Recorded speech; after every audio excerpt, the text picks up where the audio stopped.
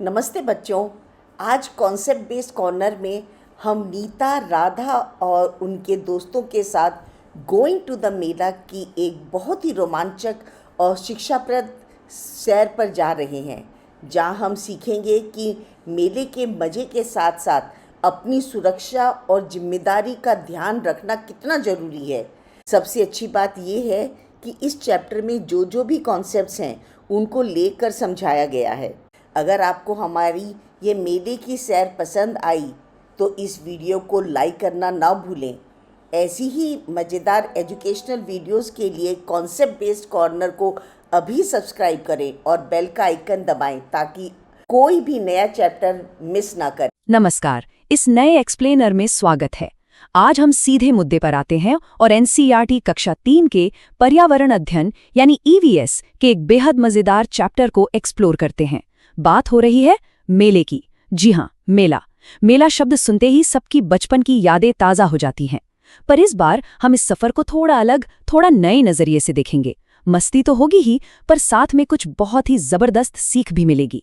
तो चलिए शुरू करते हैं ये रंग बिरंगा सफ़र। मेला, ये शब्द कान में पड़ते ही चेहरे पर एक बड़ी सी स्माइल आ जाती है। लेकिन जरा सोचने वाली बात है, आखिर क्या चीज़ है जो मेले के सफ़र को इतना मज़ेदार बनाती है?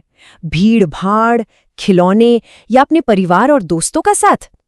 आज हम इसी सवाल का जवाब ढूंढेंगे, नीता, राधा और उनके दोस्तों की कहानी के जरिए। हम बिल्कुल शुरुआत से उनके साथ चलेंगे और देखेंगे कि एक आम सा दिन कैसे एक सुपर एक्साइटिंग एडवेंचर बन जाता है। तो चलिए इस कहानी के सबसे पहले हिस्से पर चलते हैं, मेले की तैयारी। अब देखिए, घर में पूरी हलचल मची हुई है। नीता और राधा सुपर बिजी हैं। क्यों? क्योंकि वो अपना स्पेशल बैग पैक कर रही हैं। इस बैग में उन्होंने क्या रखा? पानी की बोतलें, थोड़े स्नैक्स और बैठने के लिए एक चटाई। ये कोई आम पैकिंग नहीं है। ये दिखाता है कि अगर पहले से थोड़ी प्लानिंग कर ली जाए तो पूरे दिन का सफ़र कितना आसान और आरामदायक हो जाता है। बच्चे होने के बावजूद उनकी ये समझदारी वाकई तारीफ के काबिल है। लेकिन इस पॉइंट पर जो सबसे खूबसूरत बात निकल कर आती है वो है एम्पैथी यानी सहानुभूति। इस सफर में सिर्फ बच्चे ही नहीं, उनकी दादी जी भी साथ जा रही हैं। दादी जी के पैरों में काफी दर्द रहता है, जो कि उस उम्र में आम है, पर फिर भी सिर्फ बच्चों की खुशी देखने के लिए, उनके साथ एंजॉय करने के लिए वो मेले चलने को तैयार हो गईं। ये छोटी सी बात हमें सिखाती है कि अपनों का प्यार और उनके साथ बिताए गए पल बड़ी से बड़ी तकलीफ को भी छोटा कर देते हैं। आगे बढ़ते हैं और देखते हैं हमारा अगला पड़ाव, सुरक्षित यात्रा और कुछ जरूरी नियम। तो सफर आखिर शुरू कैसे हुआ? सबसे पहले सभी लोग घर से पैदल निकलकर बस स्टॉप तक गए। वहां से उन्होंने पकड़ी बस नंबर 401 और थोड़ी देर के बस सफर के बाद लो जी पहुंच गए सीधे मेले के गेट पर। ये टाइमलाइन साफ दिखाती है कि एक जगह से दूसरी जगह जाने के लिए ट्रांसपोर्ट के अलग अलग माध्यमों का इस्तेमाल कैसे होता है।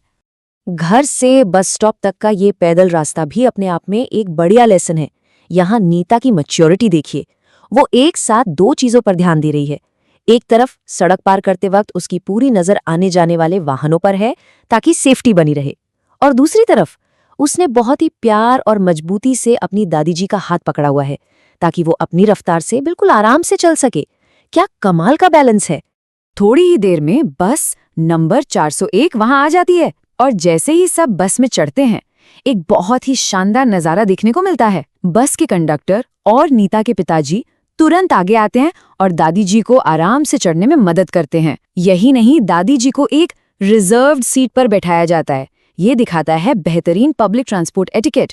ये हम सब के लिए एक बहुत बड़ी सीख है कि पब्लिक प्लेसेस पर बुजुर्गों का सम्मान करना और उनका ध्यान रखना कितना जरूरी है। लेकिन ध्यान रहे, यात्रा के दौरान अनुशासन कभी नहीं टूटना चाहिए।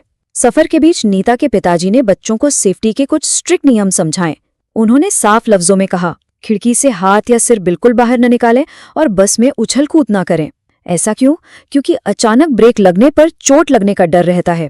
ये रूल प्योरली सेफ्टी को ध्यान में रखकर बनाया गया है। अब हम पहुंच गए हैं मेले में। चलिए देखते हैं वहां की सुरक्षा सुविधाएं यानी सेफ्टी फैसिलिटीज। जैसे ही ये लोग मेले के गेट पर पहुंचते हैं, सबसे पहले दिखता है एक बड़ा सा मैप। इस मैप की मदद से मेले की हर स्टॉल, हर झूले का पता लग जाता है, तो रास्ता भटकने का टेंशन ही खत्म। लेकिन बात सिर्फ मैप की नहीं है। गेट पर ही एक एम्बुलेंस, एक पुलिस जीप और एक फायर इंजन भी तैयार खड़ी है। गौर करने वाली बात है कि इस बेसिक इंफ्रास्ट्रक्चर का वहां होना कितना जरूरी है। ये इंश्योर करता है कि अगर कोई इमरजेंसी हो तो तुरंत मदद मिल सके और लोग सेफ फील करें।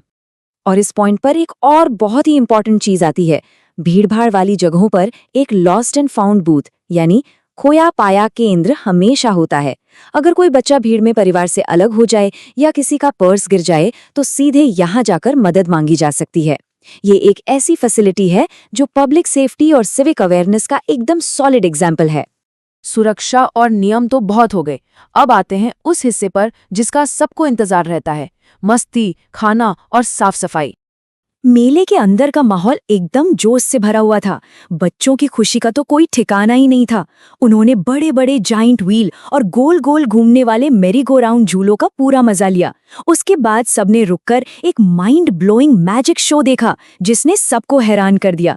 और जब लौटने की बारी आई तो यादगार के तौर पर कुछ सुंदर मिट्टी के खिलौने और रंग बिरंगी चूड़ियां भी खरीदी गईं। एकदम परफेक्ट दिन, बिल्कुल किसी ड्रीम की तरह। इतनी सारी मस्ती के बाद भूख तो लगनी ही थी।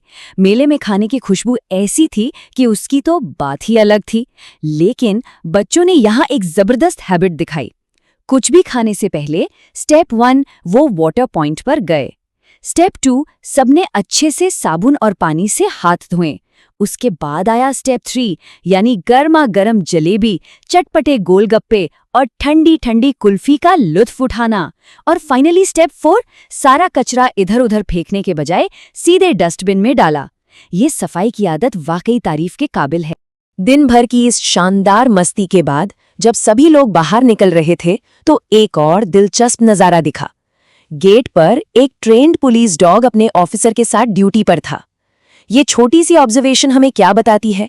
ये याद दिलाती है कि जब हम बेफिक्र होकर मेले का मजा ले रहे होते हैं तब लॉ एंड ऑर्डर यानी कानून व्यवस्था लगातार बैकग्राउंड में हमारी सेफ्टी के लिए काम कर रही होती है। तो दोस्तों, इस पूरी मजेदार, सेफ और ढेर सारी सीख देने वाली यात्रा के बाद जहन में एक सवाल जरूर आता है, आखिर इस पूरे मेले का सबसे बेस्ट पार्ट क्या था?